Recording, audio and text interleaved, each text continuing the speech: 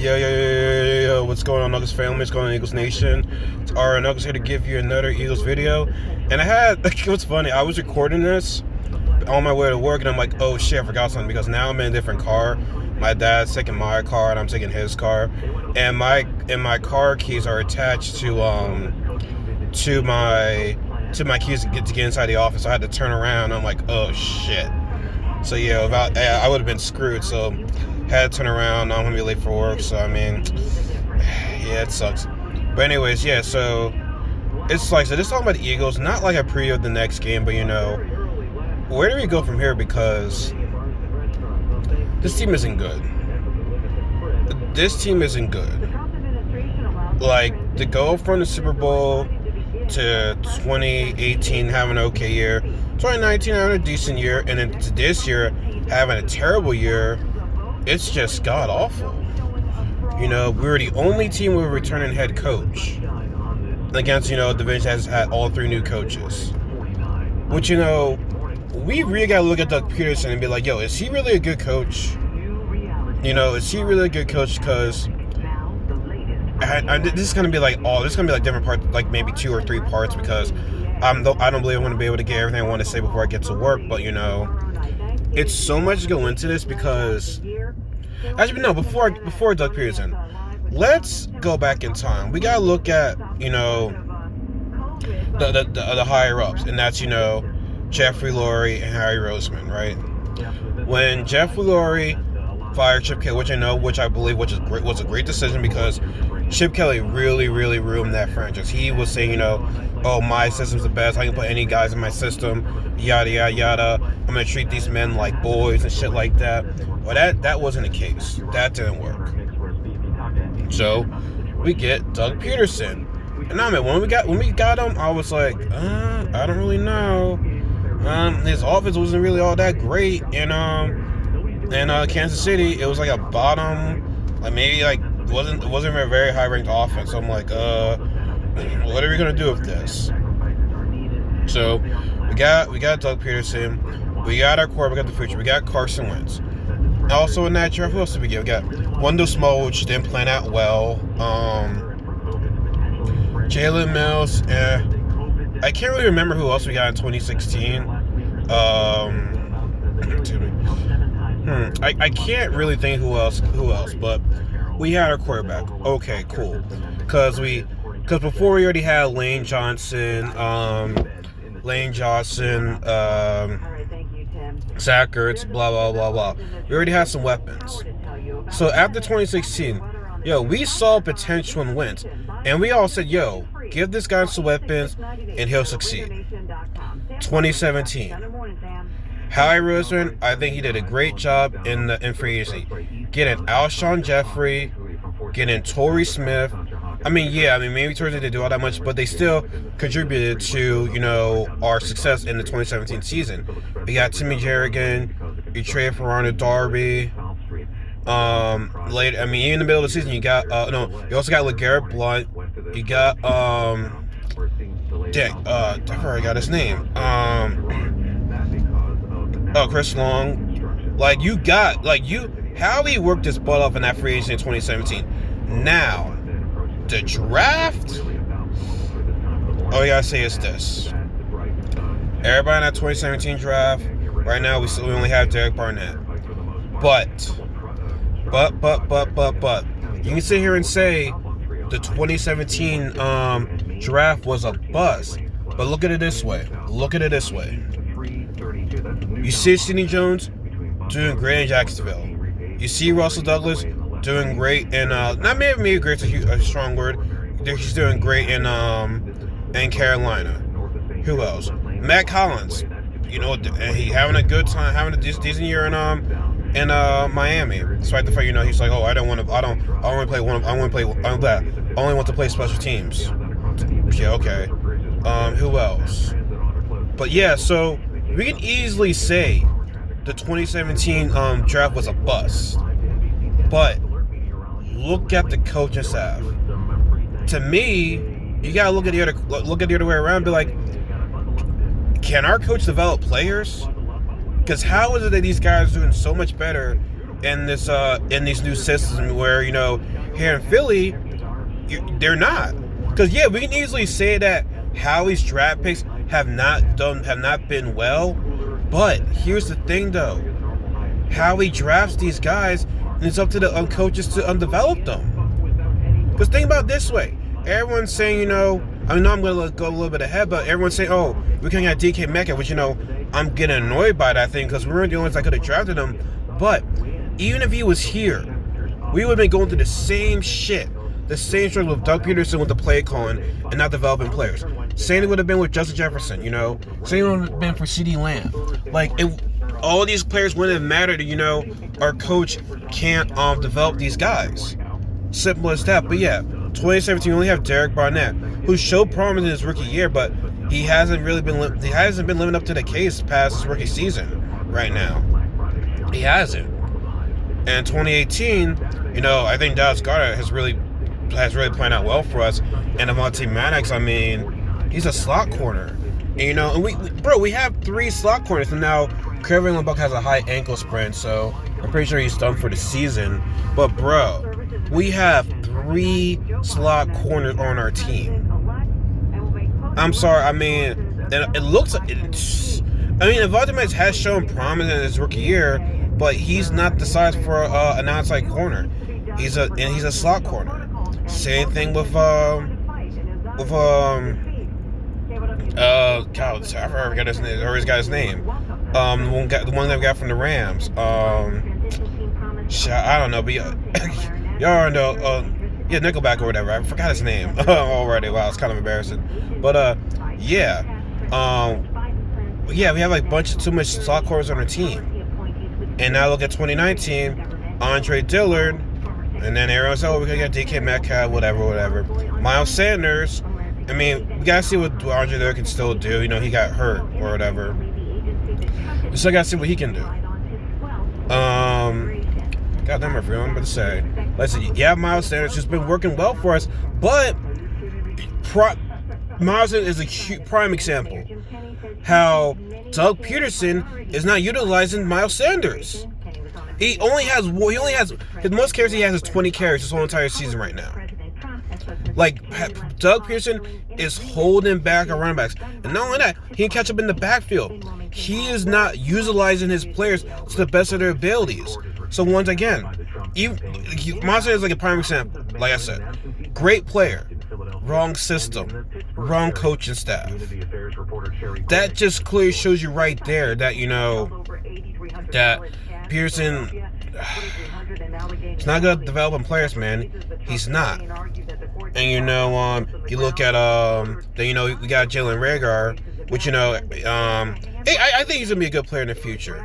But like I said, you look at what Justin's doing, but, you know, like I said, it's not the fact that damn it. Yeah, don't get me wrong. Howie isn't my favorite guy when it comes to drafting. He really is, because getting Jalen Hurts was just a stupid idea. It really, really was. But they're not, these rookies, they're not going to thrive in the system under Doug Peterson. They are not.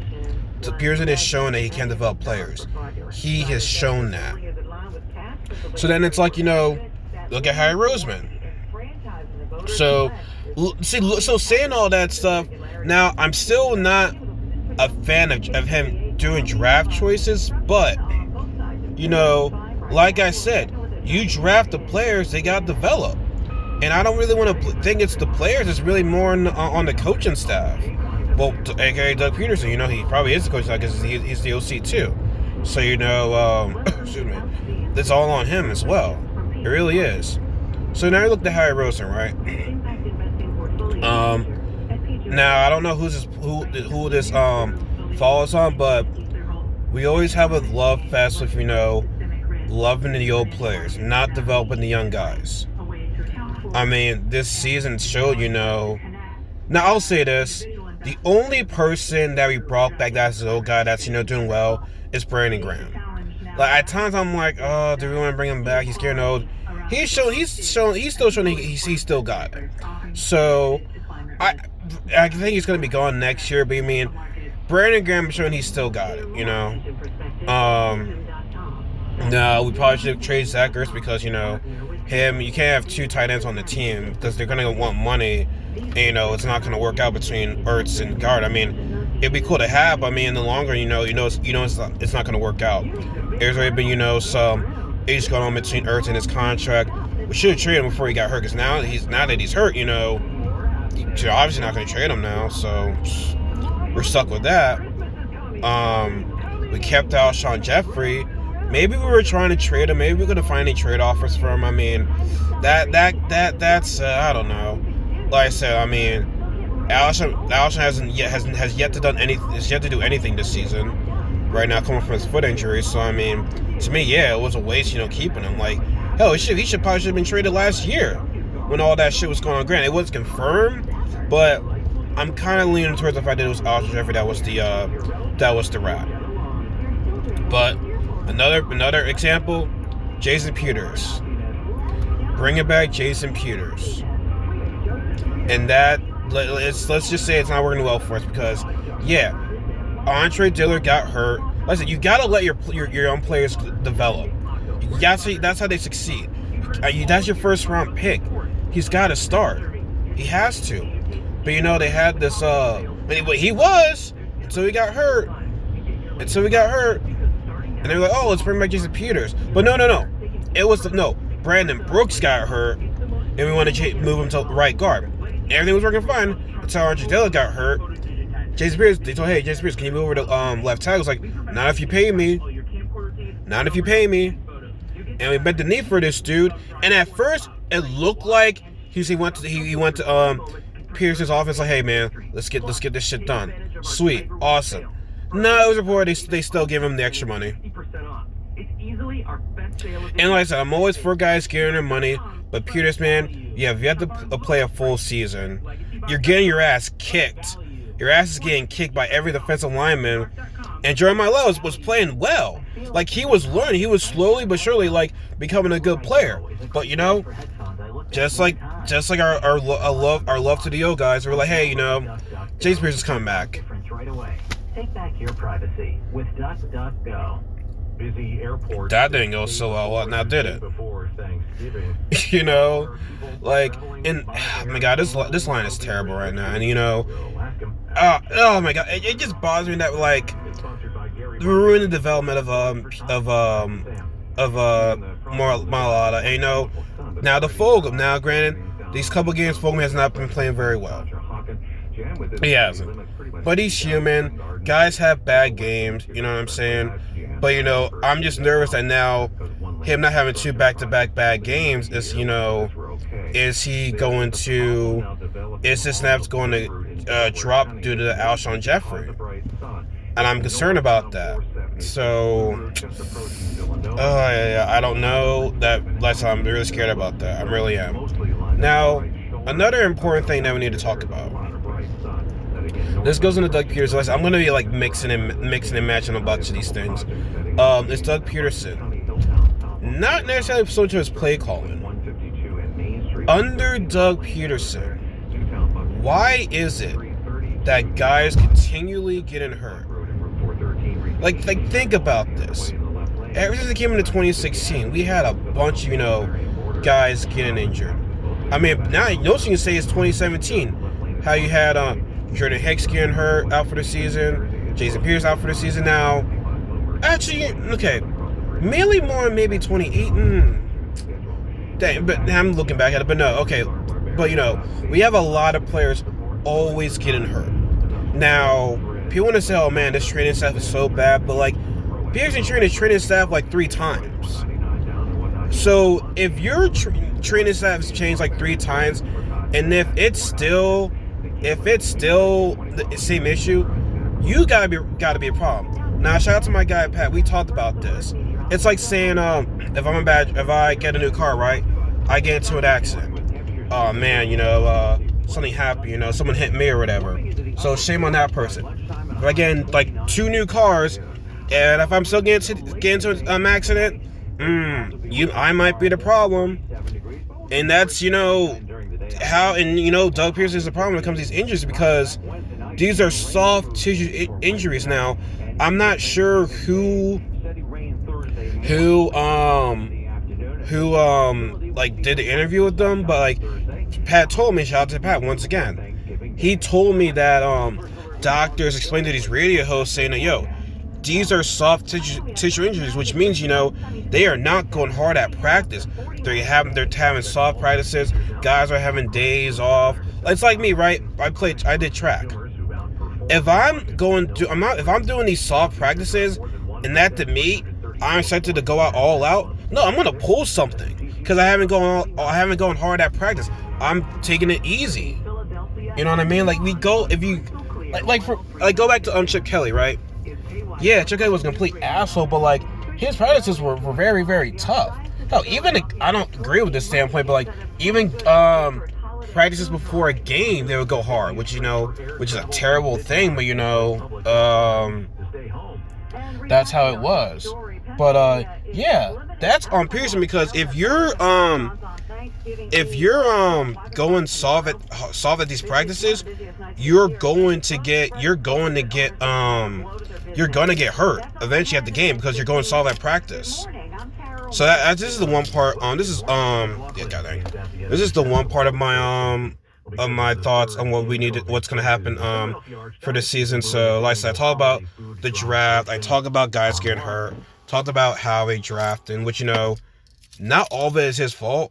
You know what I mean? But when you look at it, yeah, we get these players, but none of them are developing. None.